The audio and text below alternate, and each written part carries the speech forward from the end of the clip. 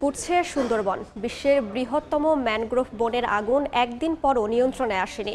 এই মুহূর্তে সুন্দরবনের আমুরবুনিয়া এলাকায় আছেন সহকর্মী তানজিম আহমেদ। সরাসরি যাচ্ছি তার কাছে।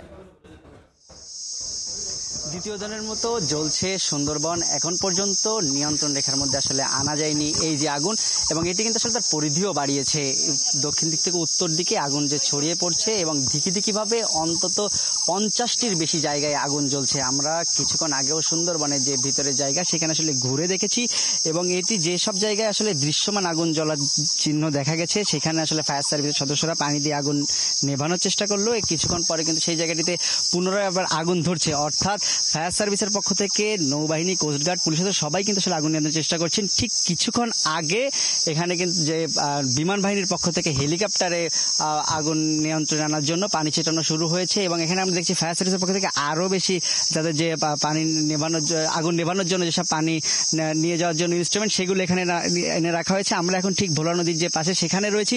এই নদী থেকেই কিন্তু আসলে পানিটি নিয়ে যেতে হচ্ছে এক গহীন সুন্দরবনে। একদিকে দুর্গম জায়গা যেখানে স্বাভাবিকভাবে মানুষের পক্ষে হেঁটে যাওয়াই বেশ দুষ্কর, সেখানে ফায়ার ফাইটারদের যে পানির লাইন সেটি নিয়ে যাওয়া কিন্তু বেশ কষ্ট, ভোগান্তির মধ্যে পড়তে হচ্ছে এখানে যারা কাজ করছেন তাদের। অর্থাৎ এখান থেকে অন্তত 2 কিলোমিটার ভিতরে গহীন বন, দুর্গম জায়গা পেরিয়ে তারপরে সেই আগুনের ঘটনাস্থল, সেখানে আগুন নিয়ন্ত্রণের জন্য কাজ করতে হচ্ছে। এখন পর্যন্ত কিন্তু আমরা বন বিভাগের সাথে কথা বলেছি, ফায়ার সার্ভিসের সাথে কথা বলেছি, তারা কিন্তু আমাদেরকে জানিয়েছেন যে 4 থেকে 5 একর জায়গা জুড়ে যে আগুনের জন্য ফায়ার ফাইটারের যে ফায়ার লাইন কেবল সেটি আসলে করা হয়েছে, এবং এই লাইনের মাধ্যমে যে তারা বলছেন যে যেন আগুনটি এই নির্দিষ্ট স্থানের মধ্যে বাইরে ছড়িয়ে না যায় তার জন্য কিন্তু ফায়ার লাইন তৈরি করা হয়েছে 5 একর জায়গা জুড়ে।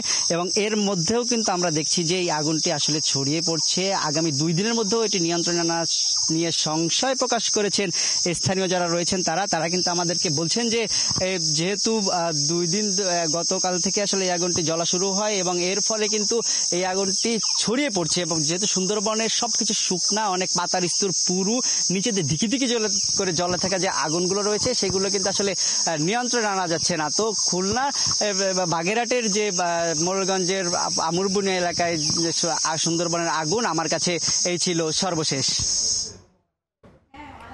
সুন্দরবনের আমুরবুনিয়া থেকে সরাসরি যুক্ত ছিলাম।